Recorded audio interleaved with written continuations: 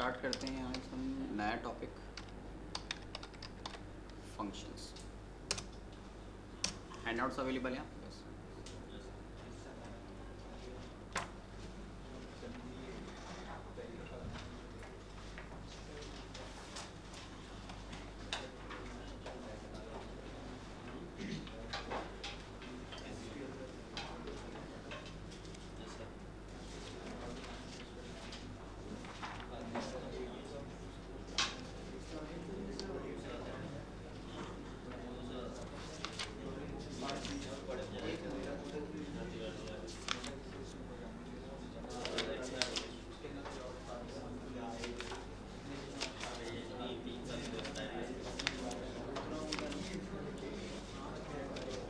Class 5 page number 10 of 22।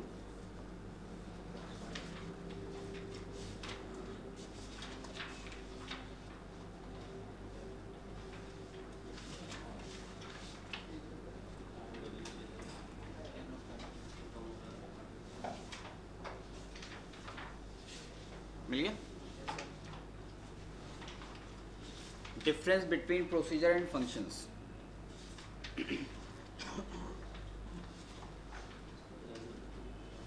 First of all procedures में कह रहे हैं कि executes as a PL SQL statement. ये कंप्लीट पीएल एसक्यूएल स्टेटमेंट के तौर पर एग्जीक्यूट होता है।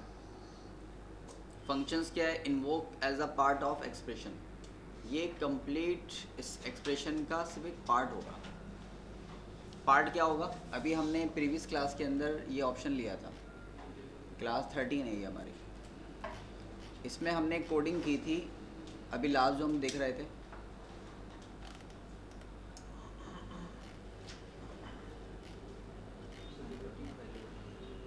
ये कोड था हमारा। आप एक टेबल नंबर देंगे, टेबल का नेम देंगे, ईएमपी या डीपीटी, तो ये आपको उस ईएमपी या डीपीटी की आईडी जनरेट करके दे देगा। ठीक है। अच्छा, इस आईडी को लेकर फिर हमने एक प्रोसीजर क्रिएट किया। ये रहा प्रोसीजर। क्या हो रहा था? व्हेन डुप्लीकेट ऑन इंडेक्स, अगर आप कोई डिपार्टमेंट का नंबर डुप्लीकेट देते हैं, 10, 20, 30 आपके डिपार्टमेंट में मौजूद हैं, आपने अगर 30 दिया, डुप्लीकेट का एक्सेप्शन रेज हो गया। एक्सेप्शन रेज होते ही हमने क्या किया? इस प्रोसीजर को कॉल कर दिया। बेसिकली ये जो कंप्लीट स्टेटमेंट है ना, यही कॉन्सेप्ट है प्रोसीजर का। कभी आपको कोई डीएमएल स्टेटमेंट या इस तरह का कोई एक स्टेटमेंट परफॉर्म करना हो तो उसके लिए आपके पास दो स्टोर इन्फॉर्मेशन है, या तो प्रोसीजर है या फंक्शन है। आप परफॉर्म किससे करेंगे? आप परफॉर्म करेंगे उस स्टेटमेंट को प्रोसीजर के थ्रू, जिससे आपको परफॉर्मेंस ज़्यादा अच्छी मिलेगी। लेकिन अगर इस प्रोसीजर को कंप्लीट करने के लिए कोई और सब कोड आपको चाहिए हो जो आपको एक वैल्यू रिटर्न कर रहा हो, जो कि हमारा प्रोसीजर भी कर रहा था, तो बेसिकली प्रोसीजर का मेन ऑब्जेक्टिव जो है ना, वैल्यू रिटर्न करना नहीं होता। अगर ये टास्क आपको परफॉर्म करना है तो इसकी अच्छी परफॉर्मेंस आपको मिलेगी through function. Max of EMP no get करते हैं आप। लो से आपने चेक किया कि जी हमारे पास लो सेल कौन सी है, हाई सेल कौन सी है। ठीक है जी, low salary, high salary, minimum maximum का फंक्शन यूज़ करते हैं इसके लिए। इसके अलावा आपने काउंट यूज़ कर लिया, सम यूज़ कर लिया। ये सब क्या है? ये प्रीडिफाइंड फंक्शंस है, इम्प्लिसिट फंक्शन। फंक्शन का मेन ऑब्जेक्टिव ही यही है कि to return a value, particular value. तो अगर कोई भी स्टेटमेंट जिससे आपको कोई वैल्यू गेट करनी है ना, तो उस वैल्यू गेटिंग के लिए सबसे अच्छा जो ऑब्जेक्टिव होगा वो होगा फंक्शन। ऑरिकल भी इसी को रिकमेंडेड करता है कि अगर रिटर्न टाइप की कोई आपको स्टेटमेंट परफॉर्म करवाना हो, रिटर्न टाइप की वैल्यू चाहिए हो, तो उसके लिए आप प्रोसीजर क्रिएट नहीं करें, उसके लिए आप क्रिएट करें एक फंक्शन। जिस तरह के उसने खुद ऑरिकल सर्वर ने खुद आपको मैक्स, सम, काउंट, मिनिमम, मैक्सिमम इस तरह के बिल्ट इन फंक्शन जनरेट करके दिए हैं। वो प्रोसीजर नहीं है, वो फंक्शन है, क्योंकि वो वैल्यू रिटर्न कर रहे होते हैं। लिहाजा किसी भी स्टेटमेंट को अगर परफॉर्म करना है तो स्टेटमेंट परफॉर्म करने के लिए तो कंप्लीट स्टेटमेंट क्या होगा? प्रोसीजर। लेकिन उसकी एक्यूरेट परफॉर्मेंस के लिए अगर कोई आपको सब कोड चाहिए हो तो as a part of expression statement के लिए आप एक फंक्शन जनरेट करेंगे। सही? लिहाजा अगर फास्टर परफॉर्मेंस आपको चाहिए तो आप आईडी जनरेट करने के लिए प्रोसीजर यूज़ नहीं करेंगे बल्कि एक फंक्शन करेंगे, क्योंकि फंक्शन का मेन ऑब्जेक्टिव ये है कि इसकी रिटर्न टाइप होती है। क्लियर?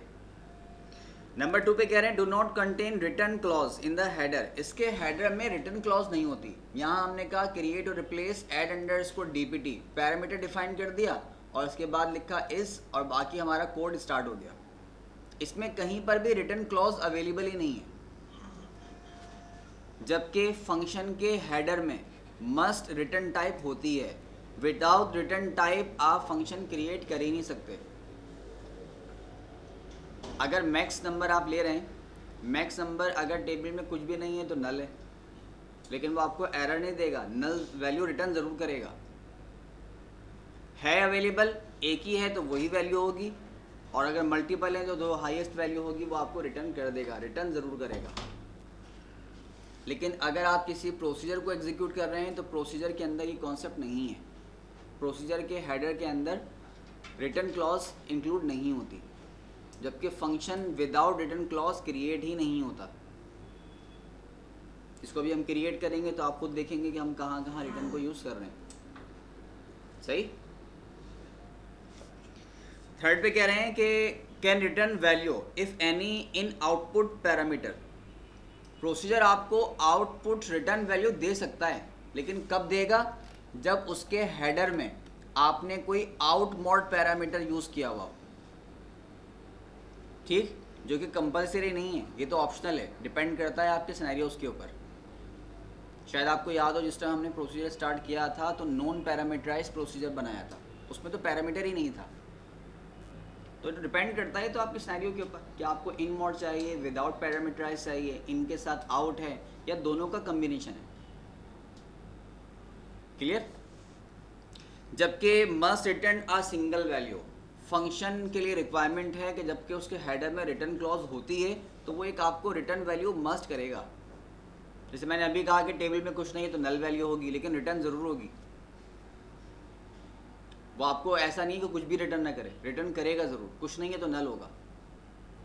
है सेम वैल्यू है तो एक ही वैल्यू आएगी, डिफरेंट है तो minimum maximum according to requirement आपको रिटर्न कर देगा। फंक्शन विदाउट रिटर्न वैल्यू बनता ही नहीं है। मेन ऑब्जेक्टिव ये है कि अगर आपको रिटर्न टाइप चाहिए है तो आप उसके लिए फंक्शन ही बनाओगे, प्रोसीजर नहीं बनाओगे। और अगर नहीं चाहिए तो आप प्रोसीजर से स्टेटमेंट परफॉर्म कर लें। ठीक, without returning clause function create नहीं होता, पॉसिबल ही नहीं है। अगर इनकेस आपने गलती से ना भी लिखा ना तो आपको खुद कह देगा function without return type.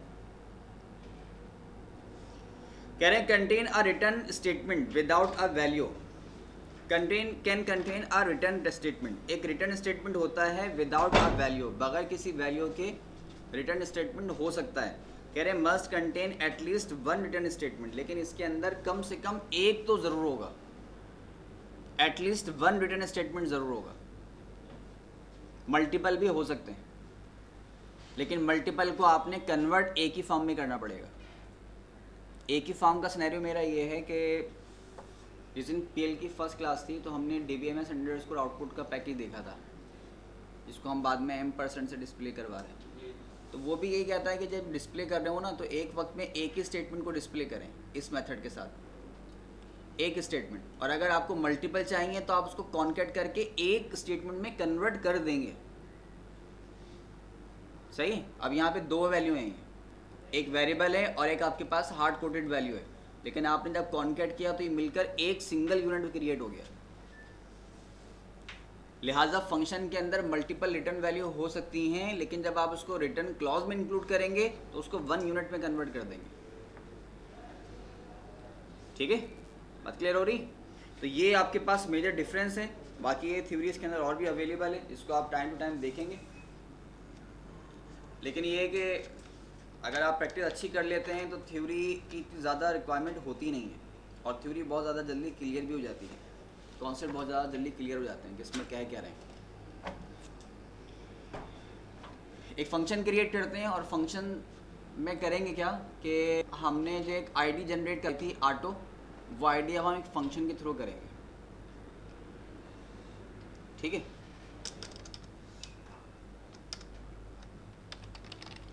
Create or replace function same scenario है जैसा प्रोसीजर था। Get underscore UK underscore ID, return क्या करेगा ये? आईडी की डेटा टाइप कैसी होगी? नंबर होगी, वर्डचार होगी, नंबर होगी, तो डेटा टाइप नंबर। आपको यहाँ पर इसकी डेटा टाइप बतानी होगी कि वैल्यू जो रिटर्न करेगा किस टाइप में रिटर्न करेगा। तो यहाँ हमेशा ऑलवेज रिटर्न क्लॉज होती है, लेकिन डेटा टाइप के साथ, वैल्यू के साथ नहीं होती। डेटा टाइप आपने डिफाइन करनी है। और ये डिफरेंस आपने देख लिया जो अभी वर्डिंग आई थी, must contain return clause in the header. यहाँ हेडर के अंदर ये स्टेटमेंट मस्ट होगा। Create or replace function, function name, return और रिटर्न की टाइप, इसके बगैर फंक्शन क्रिएट ही नहीं होता।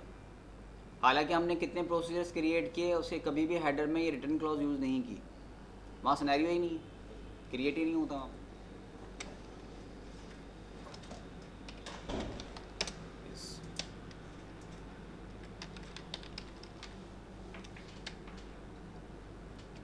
क्या फंक्शन है ये? हमने कहा एक वेरिएबल ले लिया मैक्स आईडी, डेटा टाइप कैसी होगी? EMP कॉल टेबल के EMP NO जैसी होगी। पर्सन टाइप, इनिशियल वैल्यू क्या है इसकी? 0। बिगिन में आ गए। बिगिन में आने के बाद हमने इसको कहा कि क्या करो आप, select max of EMP NO +1 into max underscore id from scott dot emp। Highest number get करेगा और +1 करके मैक्स आईडी को आप प्रोवाइड कर देगा। रिटर्न क्या रिटर्न करो? मैक्स अंडरस्कोर आईडी, ये रिटर्न क्लॉज है। ठीक, आपने कहा कि हम रिटर्न क्या करेंगे? नंबर टाइप, तो नंबर टाइप की वैल्यू क्या होगी? वही रिटर्न क्लॉज के साथ है कि जो वैल्यू आपने गेट की मैक्स आईडी के अंदर, आप उसी को रिटर्न भी कर दो आप। और यहाँ पे हमारे फंक्शन का एंड। सही,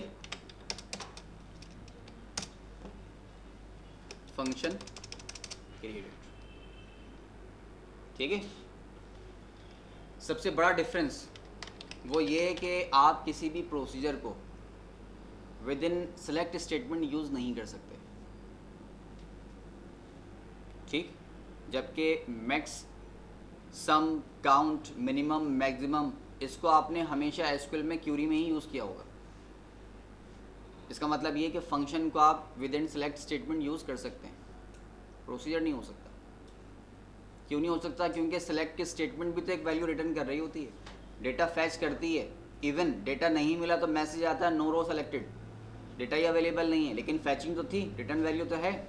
और यही कौन सा फंक्शन के लिए भी है, रिटर्न वैल्यू प्रोवाइड करेगा।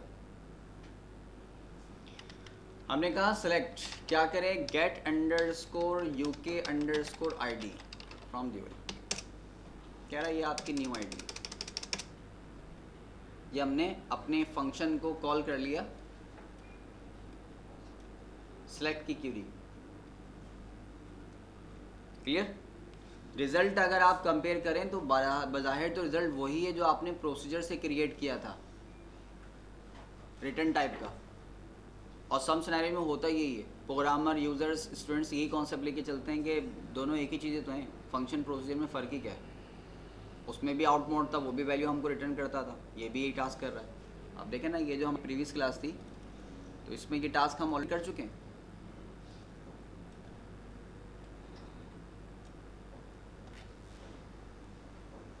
ये मौजूद है task, create or replace procedure, new ID, table name आप दें इसको, और ये आपको आउट करेगा। वो जो आउट वैल्यू देगा वो हमारा यहाँ पे रिटर्न कर रहा है। ठीक है, क्या करो? एक मैक्स आईडी जनरेट करो, टेबल नंबर अगर EMP है तो EMP से आईडी जनरेट कर लो, अगर DPT है तो DPT से जनरेट कर लो, और जो भी आईडी जनरेट करी किसको असाइन करो आप? आईडी को। यहाँ हमने अभी यूज़ किया रिटर्न मैक्स आईडी, और यही वैल्यू लेकर वो आउट पैरामीटर से आउट चलाएगा। सेलेक्ट की स्टेटमेंट प्रोसीजर में अंदर यूज़ हो रही है, कॉलिंग में यूज़ नहीं हो रही। प्रोसीजर को कॉल करने के लिए आपने एग्जीक्यूट किया था, इनॉमिस क्रिएट किया था, या अदर प्रोसीजर में कॉल किया था। कभी आपने ऐसा नहीं किया कि select new underscore ID 1 from dual, ये स्टेटमेंट कभी भी यूज़ नहीं किया। प्रोसीजर सेलेक्ट स्टेटमेंट में यूज़ नहीं होता, प्रोसीजर के अंदर सेलेक्ट स्टेटमेंट यूज़ हो सकता है, जैसे कि यहाँ पर मल्टीपल टाइम हो चुका है। ठीक है, बात क्लियर हो रही? अच्छा, इसी को लेते हैं, ये हमारा कोड है, वो भी आईडी जनरेट कर रहा था, ये भी आईडी जनरेट कर रहा है। यहाँ से हमने ये कोड गेट किया और इस प्रोसीजर को कन्वर्ट करते हैं हम फंक्शन के अंदर।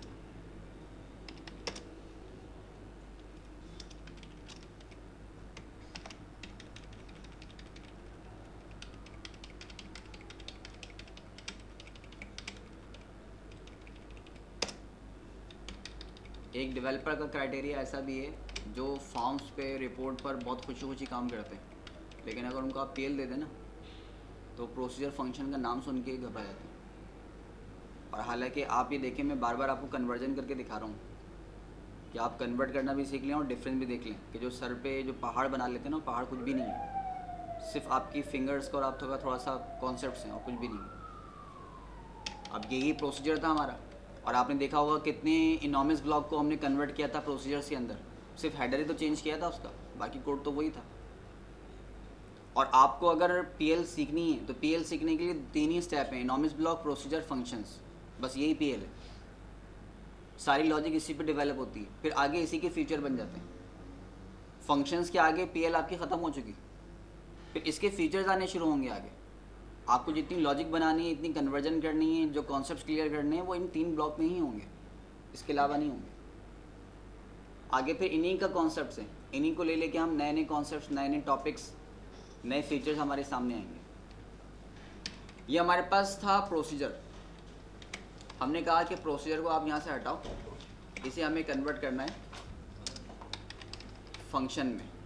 नेम क्या होगा? न्यू ID, तो इसको आप कह लें न्यू EMP_ID 1 हटा दें, ये हमारे फंक्शन का नेम होगा। Table underscore name, table name आपसे गेट करेगा क्योंकि हम 2 टेबल को सपोर्ट कर रहे हैं यहाँ पर। अच्छा, यहाँ फंक्शन में आउट मोड का कोई कॉन्सेप्ट नहीं है। क्यों नहीं है? क्योंकि फंक्शन जो है वो आउट मोड पे नहीं कर रहा होता, बल्कि रिटर्न टाइप पे वर्किंग कर रहा होता है। तो वो आउट मोड को हमने रिमूव किया, उसके बजाय क्या कर दिया, रिटर्न क्लॉज लगा दी। रिटर्न क्या करेगा? ये नंबर टाइप की वैल्यू रिटर्न करेगा। सही बात क्लियर हो रही? ये आपसे टेबल नेम लेगा क्योंकि हमें 2 टेबल की आईडी जनरेट कर रहे हैं ना, एक EMP से एक DPT से। अगर एक ही जनरेट कर रहे होते फिर तो टेबल नेम लेने की ज़रूरत नहीं है, लेकिन जब मल्टीपल टैब की आईडी जनरेट कर रहे हैं तो फिर ये बताएंगे किस टेबल की आईडी चाहिए आपको, इनपुट दे। रिटर्न में कोई भी डेटा टाइप हो सकती है। डेटा टाइप वर्डचार हो, नंबर हो, डेट टाइप हो, या एक टाइप हमारे पास बूलियन भी होती है, आज तक इस्तेमाल नहीं किया हमने। आज का कौन सा? रिकॉर्ड और टेबल बनाया था।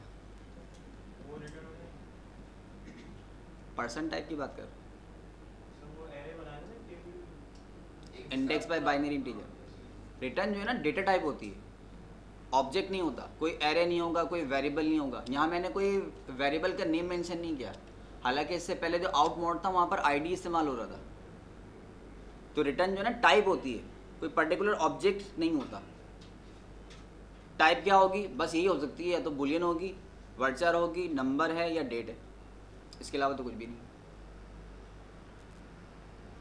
ठीक, वो जो आपके पास वैल्यू थी जिसको आप कह रहे हैं इंडेक्स बाय बाइनरी इंटीजर, तो आपको शायद याद हो इंडेक्स बाय बाइनरी इंटीजर के अंदर हम एक टेबल रिकॉर्ड्स की सीक्वेंस शो कर रहे थे। तो अगर वो आप इस फंक्शन से गेट करना चाहते हैं, बहरहाल अभी का टॉपिक नहीं है वो, लेकिन करना चाहते हैं तो उसको आप कंप्लीट एक स्टोर करवाएंगे वेरिएबल में। फर्स्ट रिकॉर्ड लेकर आया, EMP number, ENAME, job, department number, पूरा होल रिकॉर्ड, उसको आपने स्टोर कर दिया एक स्ट्रिंग टाइप के वेरिएबल के अंदर वर्डचार में। सेकंड रिकॉर्ड लाया, उसको भी रिमूव पेस्ट कर दिया, थर्ड लाया, उसको भी पेस्ट कर दिया। जब सारी पेस्टिंग हो गई तो एक वेरिएबल में स्टोर हो गया। वो वेरिएबल कौन सा होगा? वर्डचार वेरिएबल होगा। तो यहाँ डेटा टाइप भी वर्डचार आ जाएगी, वो इस फॉर्म में कॉल होगा। तो यहाँ जो है ना ऑब्जेक्ट का नेम नहीं आता, ऑब्जेक्ट की टाइप आती है। टाइप का मतलब डेटा कैसा होगा? नंबर में होगा, वर्डचार में होगा, किस टाइप का होगा। हेडर हमने चेंज किया, थोड़ा सा चेंज करने के बाद मैक्स आईडी वही सब कुछ है, सब कुछ वही है। यहाँ हमने कहा था कि मैक्स आईडी में जो नंबर जनरेट कर रहे हैं आप, उसको किसको असाइन कर दें? आईडी को।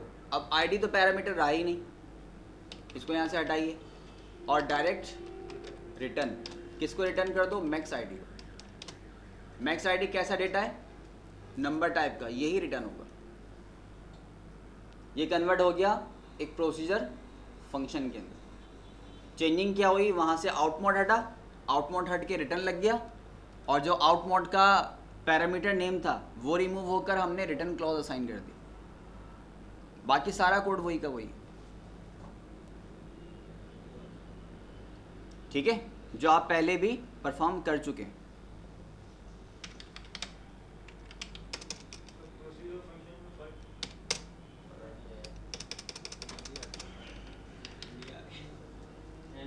वीडियो रिकॉर्डिंग हो रही है, ऑडियो भी हो रही है।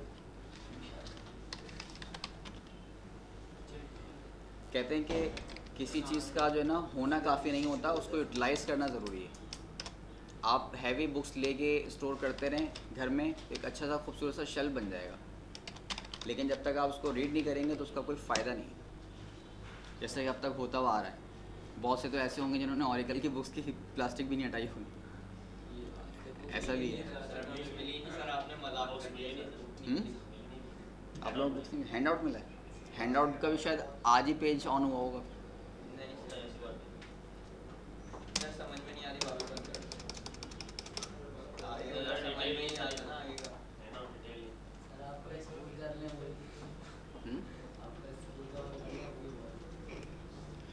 वही बहुत है। यूज़ किया हमने new underscore EMP underscore ID, और ID के साथ ये तो ऑब्जेक्ट नेम था हमारा, और ID में हमने डिपार्टमेंट का नेम दिया DPT। तो उसने क्या किया? DPT टेबल से मैक्सिमम नंबर न्यू जनरेट करके आपको दे दिया। सही। अगेन हमने यूज़ किया select new underscore EMP underscore ID, और किस टेबल से चाहिए ID? EMP से ही चाहिए, फ्रॉम ड्यू। उसने आपको EMP से भी ID जनरेट करके दे दी। तो एक तो कॉन्सेप्ट ये क्लियर हो गया कि जी हम किसी प्रोसीजर को फंक्शन में कन्वर्ट करें तो कैसे करेंगे। दूसरा, ये जो हमने प्रोसीजर बनाया था पहला, इसमें सिर्फ रिटर्न क्लॉज थी, कोई इन मोड अवेलेबल नहीं था, और यहाँ पर इन मोड भी यूज़ हो गया क्योंकि आपने यहाँ पर टेबल नेम प्रोवाइड किया है उसको। आपने टेबल नंबर दिया इन मोड के अंदर, और उसने उसको आपको रिटर्न वैल्यू क्या दी? नंबर में, क्योंकि फंक्शन का आउट मोड नहीं होता, रिटर्न क्लॉज होती है। ठीक, फंक्शन हमेशा रिटर्न क्लॉज असाइन करता है। ठीक है। दूसरी एक और बात, अब इस फंक्शन को कॉल करते हैं हम एक इनॉमस ब्लॉक में। हमने एक्सक्यूएल मोड पे तो रन कर लिया, अब इनॉमस ब्लॉक में कैसे यूज़ करें? जी सर।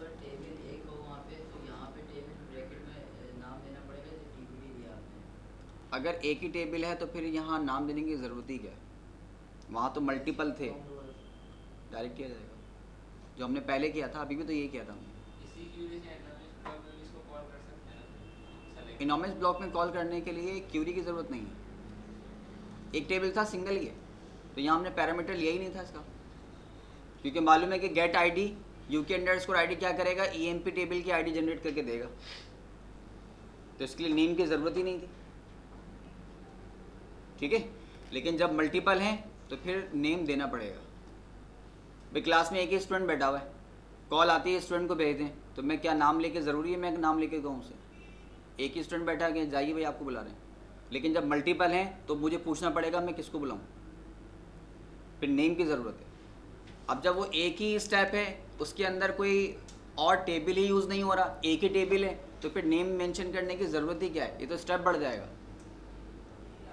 यहाँ अगर मैं लेता हूँ कि EMP टेबल से लेकर आओ, तो अगर EMP टेबल से आईडी ला रहा है तो क्या कोई और आईडी जनरेट कर सकता है ये कोड?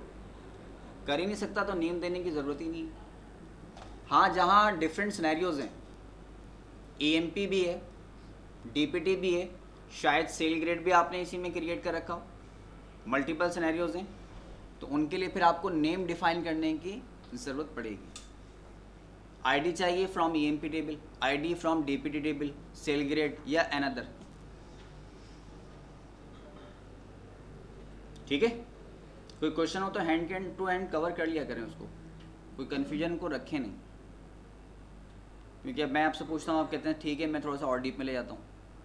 अगर कॉन्सेप्ट क्लियर नहीं होंगे तो हम उसी पे स्टे करके पहले उसे रिकवर करेंगे। ठीक है, लेकिन लॉजिकल क्वेश्चन होने चाहिए।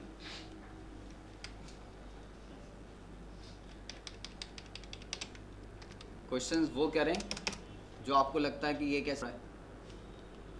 और एक कभी कभी ऐसा भी होता है कि बिला वजह क्वेश्चन आपने सर ने कह दिया तो बना बना के क्वेश्चन पेश करो नहीं जाके, तो क्वेश्चन बना के, हाँ तो बनाने में और क्वेश्चन करने में फ़र्क है ना, इसलिए। एक हमने लिया इनॉमिस ब्लॉक।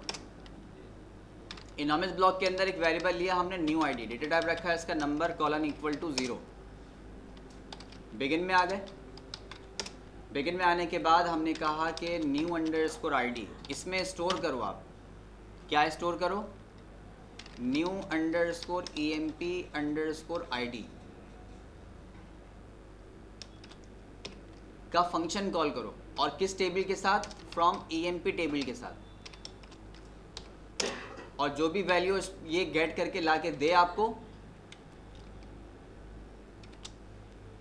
कॉल करेगा function new underscore EMP underscore ID, किस टेबल के साथ, EMP के साथ।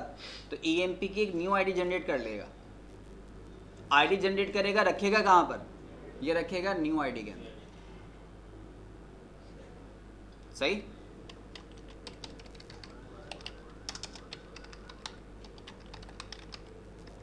कॉलिंग फंक्शन,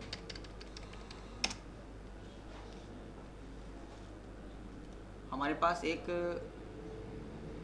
इस तरह का प्रोसीजर भी था, ये रखा न्यू आईडी, यही प्रोसीजर था ना जिसको हमने चेंज किया था। प्रोसीजर का नाम है न्यू आईडी। पहले आप टेबल नेम देंगे और ये आउट मोड के अंदर आपको एक वैल्यू रिटर्न करेगा। इसको भी कॉल करते हैं।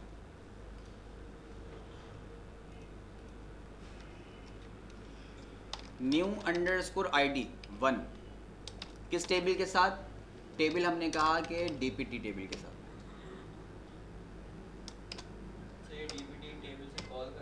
DPT टेबल से कॉल करेगा। कहाँ स्टोर करेगा, हमने कहा आईडी EMP अंडरस्कोर आईडी के साथ ले लो। EMP अंडरस्कोर आईडी वो सेम नेम हो गया, तो EMP NO करते हैं इसको आप। ठीक है, तो इसको मैंने कहा कि new underscore EMP NO underscore ID, ये वेरिएबल ये होगा। ये जो फंक्शन कॉल करेगा न्यू आईडी कहाँ स्टोर करेगा, इस वेरिएबल के अंदर।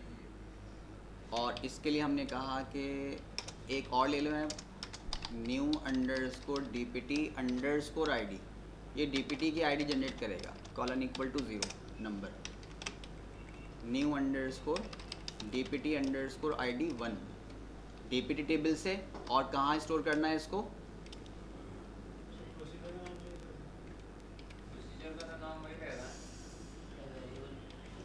नेम कॉमन होते जा रहे हैं। न्यू अंडरस्कोर आईडी 1 था ना ये, new underscore DPT underscore ID.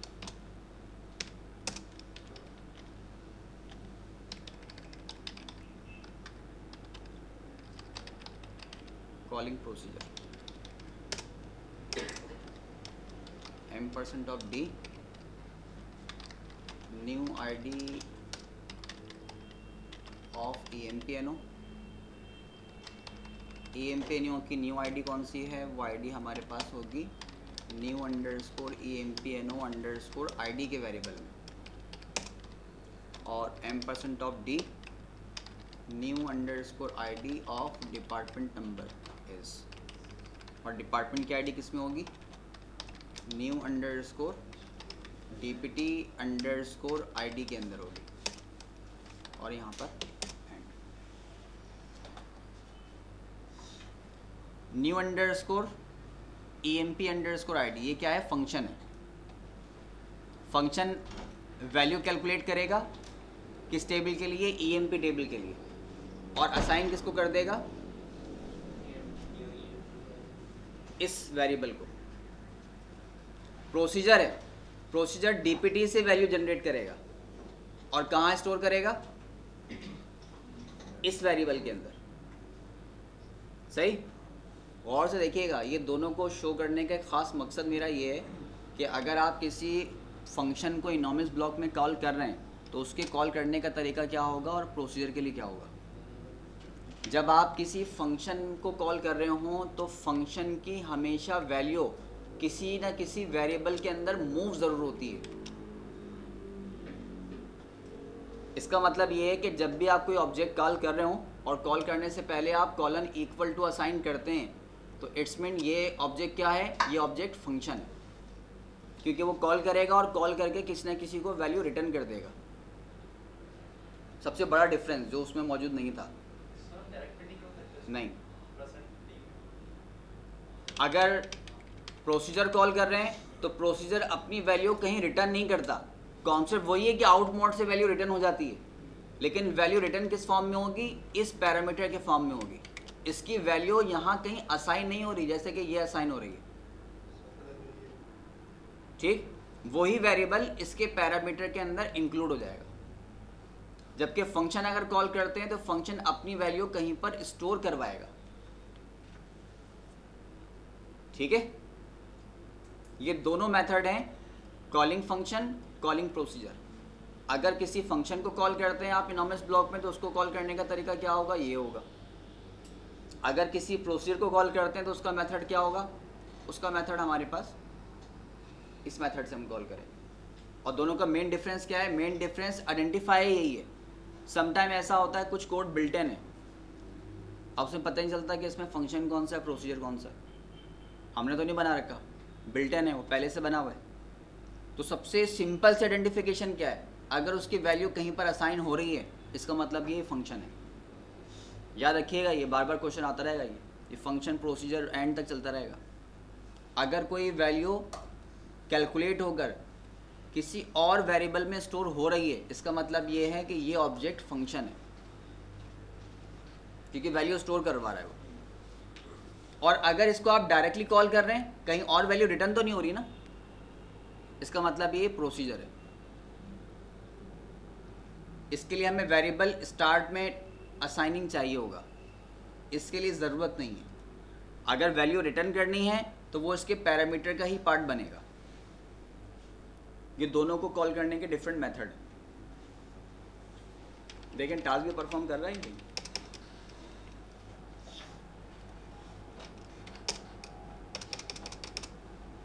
Function call हुआ, फंक्शन ने emp टेबल से नंबर जनरेट किया और स्टोर कर दिया न्यू आईडी के अंदर, new underscore emp underscore ID में, और इसको हमने यहाँ पर डिस्प्ले करवा लिया emp no इज दिस। तो उसने कहा कि ये नंबर आपका न्यू है। प्रोसीजर कॉल किया, प्रोसीजर ने डिपार्टमेंट टेबल से नंबर जनरेट किया और असाइन किसको कर दिया? New underscore department underscore ID को, और वो आईडी हमने यहाँ पर डिस्प्ले कर ली। तो कह रहा है कि आपकी आईडी क्या होगी? 50 होगी। तो within anonymous block calling function and procedure, और दोनों का तकरीबन रिजल्ट भी एक सा है। एक सा का मतलब वो आउट मोड से आपको रिटर्न कर रहा है वैल्यू, और फंक्शन की रिटर्न क्लॉज तो होती ही है। कॉलिंग मेथड डिफरेंट है। अच्छा, दूसरा तरीका ये है, मैंने लिखा सेलेक्ट, क्या नेम था फंक्शन का? ये नेम था new underscore emp underscore id from dual. कौन सी वैल्यू है? emp भी देना पड़ेगा ना। अच्छा, पैरामीटर दिया हुआ है, parameterize function emp from dual, ये वैल्यू हमारे पास आ गई। अच्छा, प्रोसीजर क्या है? New ID select new underscore ID 1 के लिए मैंने कहा कि किससे कॉल करो, DPT से। अब आउट मोड के अंदर एक पैरामीटर के लिए वेरिएबल चाहिए, वो वेरिएबल फिल वक्त मेरे पास नहीं है, ठीक, SQL पर मौजूद है, शायद आपको याद हो। Yes sir. कौन सा वेरिएबल है ये? रिजल्ट तो है, टाइप क्या है इसकी? बाइंड वेरिएबल है। तो हमने कहा कि चलें ये हमें वेरिएबल चाहिए था आउट मोड के लिए, तो वेरिएबल हमने बाइंड क्रिएट कर लिया। प्रोसीजर नेम क्या है हमारे पास? New underscore ID 1। किस टेबल से? DPT टेबल से। कहाँ स्टोर करना है? वेरिएबल रिजल्ट में स्टोर करना है। अब तो उसकी रिक्वायरमेंट पूरी हो गई। इन मोड में हमने DPT दे दिया, आउट मोड के अंदर बाइंड वेरिएबल बना के दे दिया। कह रहा है ऐसा नहीं हो सकता। प्रोसीजर जो है सेलेक्ट स्टेटमेंट में यूज़ नहीं होगा, उसने जाकर इसको चेक किया होगा फंक्शंस के ब्लॉक में, और फंक्शंस के ब्लॉक में ये फंक्शन मौजूद नहीं है, ये तो प्रोसीजर है। दूसरा कॉन्सेप्ट, दूसरा चेंज जो डिफरेंस आपको बता रहा था वो ये है कि आप किसी फंक्शन को सिलेक्ट स्टेटमेंट में यूज़ कर सकते हैं लेकिन किसी प्रोसीजर को नहीं कर सकते। क्लियर? किसी फंक्शन को जब भी कॉल करना हो, चाहे वो इनोमियस हो, चाहे फंक्शन टू फंक्शन हो, चाहे फंक्शन टू प्रोसीजर हो, किसी भी ऑब्जेक्ट में कॉल कर रहे हो, फंक्शन को कॉल करने के लिए एक वेरिएबल में वैल्यू स्टोर करना ज़रूरी है, अदरवाइज वो कॉल नहीं होगा। प्रोसीजर में ज़रूरी तो है लेकिन वैल्यू इस तरह से असाइन नहीं होगी, बल्कि उसकी आउट मोड पैरामीटर में यूज़ होगी। ठीक, दोनों को कॉल करने का at a time different method. Clear हो रही बात? प्रोसीजर के हेडर में रिटर्न क्लॉज मौजूद नहीं होती, function without return clause create ही नहीं होता। हमने भी फंक्शन बनाया था, ये फंक्शन था हमारे पास, function created new underscore EMP ID।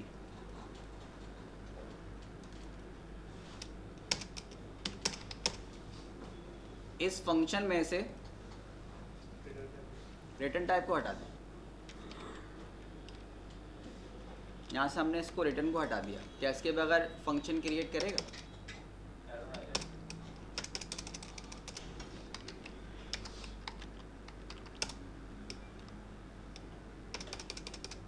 कह रहा है एनकाउंटेड द सिंबल इज। पहले तो ये बताएं कि इज क्या है लाइन नंबर 1 पे, क्योंकि इसका सिनेरियो तो रिटर्न के बाद होना था।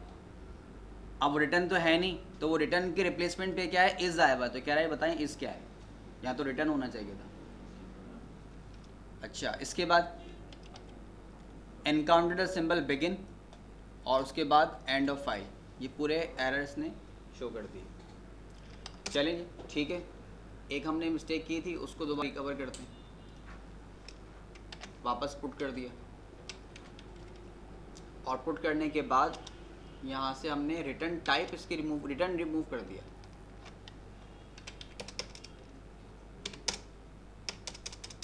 Function created, select new underscore EMP underscore ID। किस टेबल से चाहिए हमें? EMP टेबल से चाहिए, फ्रॉम टेबल।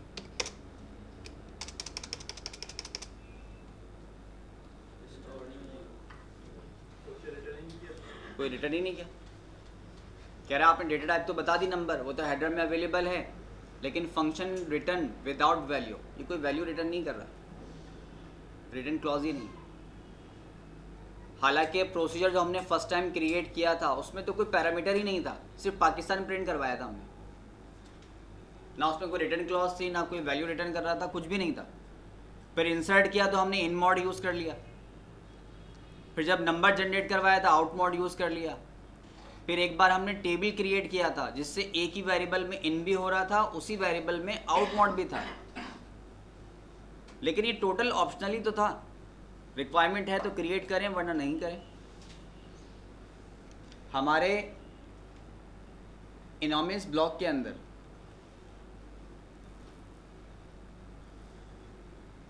ये हमारा इनोमियस ब्लॉक था, ये पोर्शन भी तो ऑप्शनल है।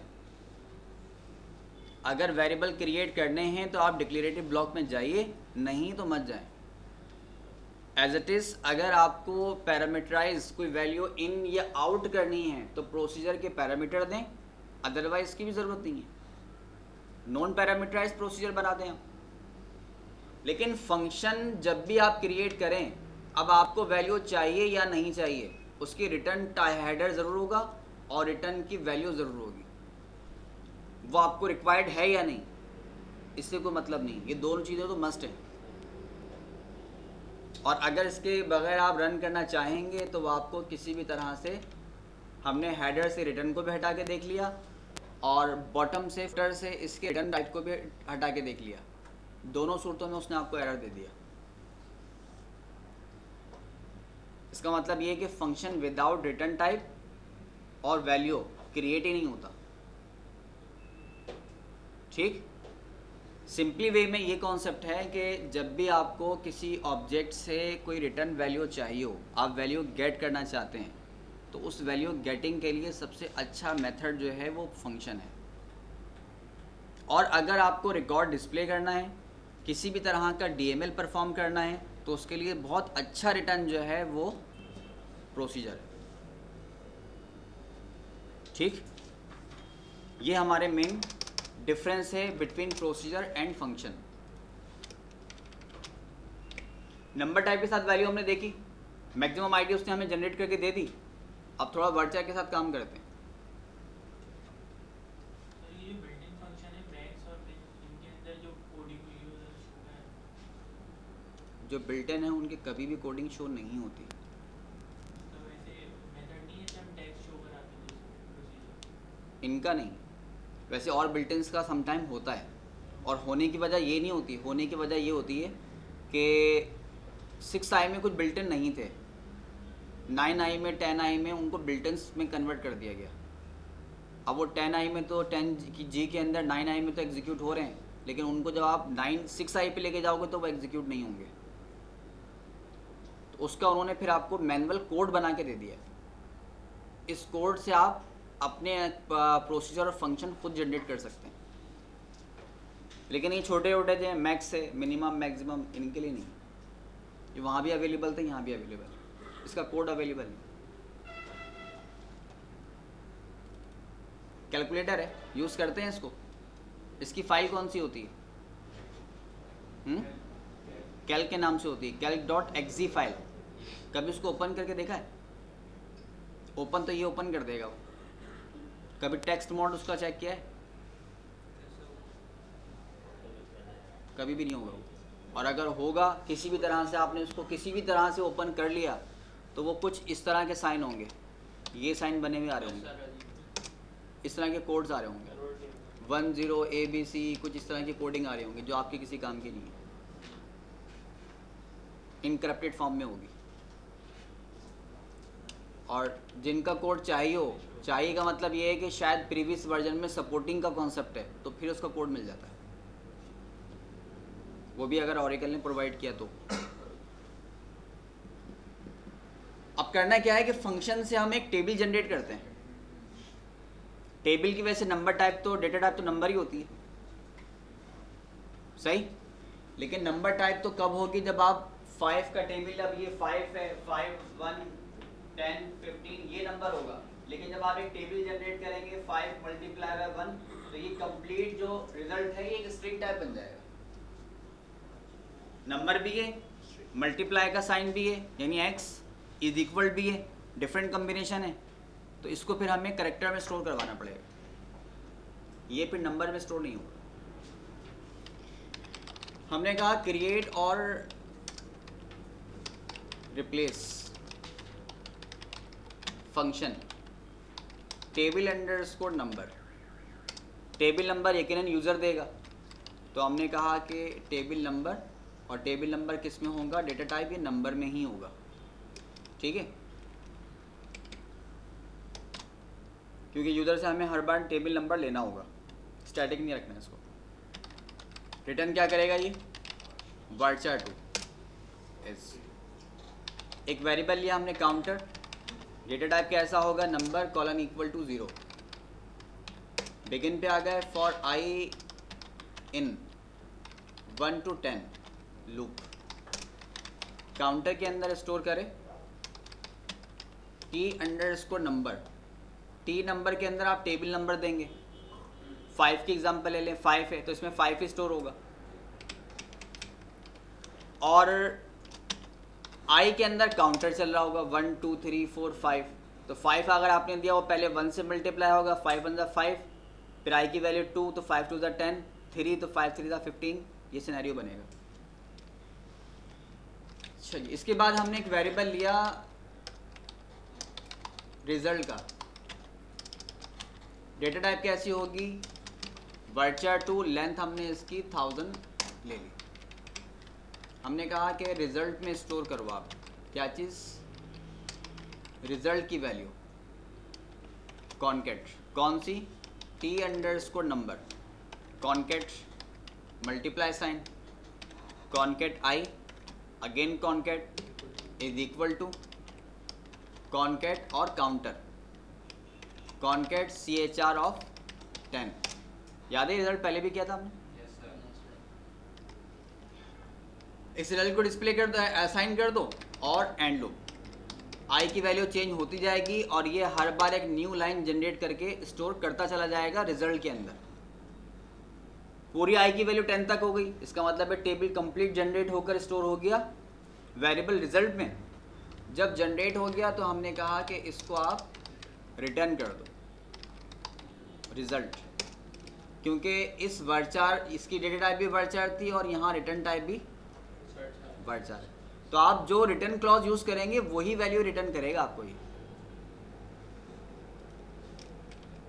क्योंकि सवाल ये है कि जी आपके पास एक वेरिएबल तो काउंटर भी है, एक रिजल्ट भी है, एक आई भी है, तो ये रिजल्ट ही क्यों देगा। तो रिजल्ट इसलिए देगा कि जिसके साथ आपने रिटर्न में जो वेरिएबल यूज़ किया हुआ है उसी को रिटर्न भी कर देगा। एंड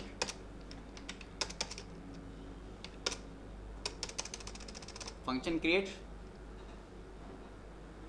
कोई प्रॉब्लम, कोडिंग सारी पुरानी है। हेडर चेंज किया हमने to convert procedure into function. Select table underscore number, कौन सा टेबल चाहिए हमें, 10 का टेबल चाहिए।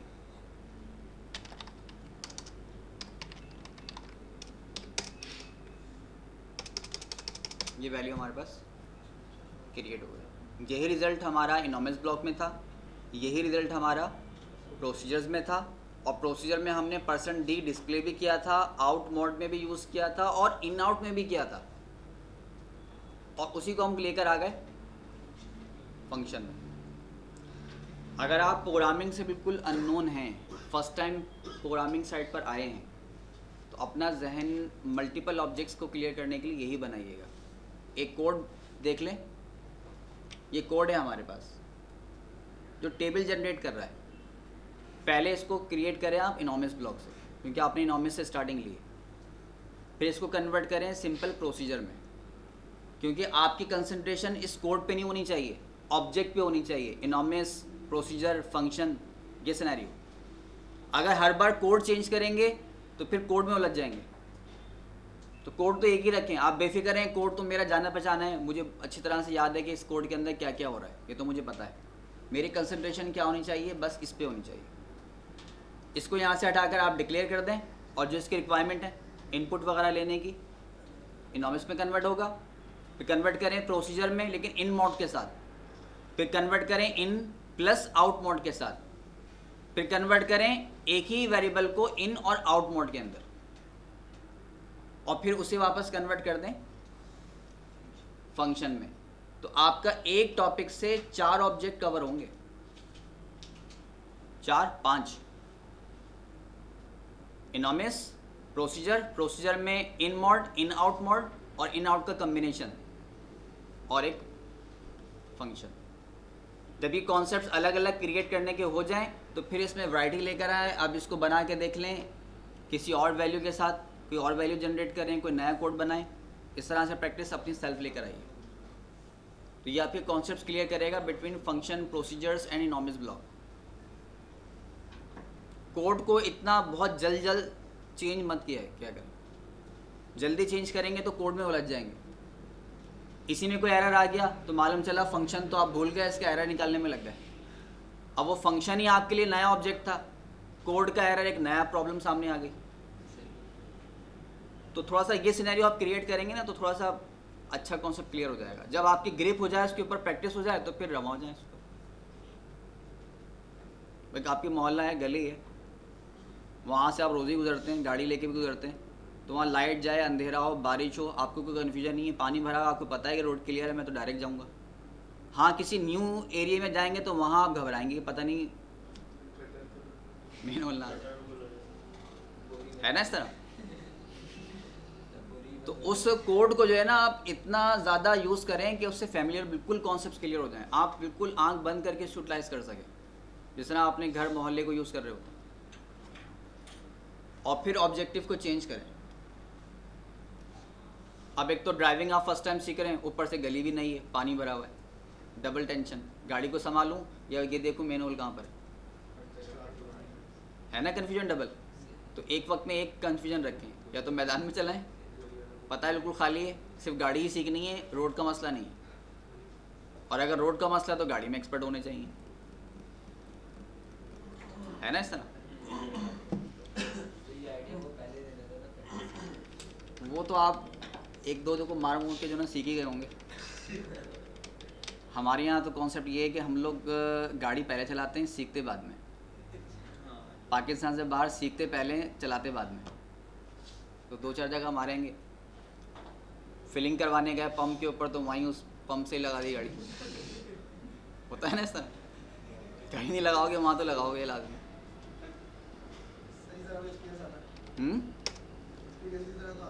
एक्सपीरियंस इतना आता है। मुझसे कहीं नहीं लगी गाड़ी, कहीं भी नहीं लगी, लेकिन जब पंप पे उसने कहा ना बिल्कुल साइड पे लगाओ, तो साइड लगाते में अंदर लग गई गाड़ी, कहीं भी नहीं लगी गाड़ी, उससे गाड़ी की बॉडी पे स्क्रैचेस आ गए। अच्छा जी, अब क्या करें, ये हमारे पास वैल्यू क्रिएट हो गई, टेबल भी हमने ले लिया, ब्रेक लेंगे, चलें ब्रेक लेंगे, लेकिन ठीक 11 o'clock पे आप वापस आ जाइए। 10 मिनट का ब्रेक है आपका।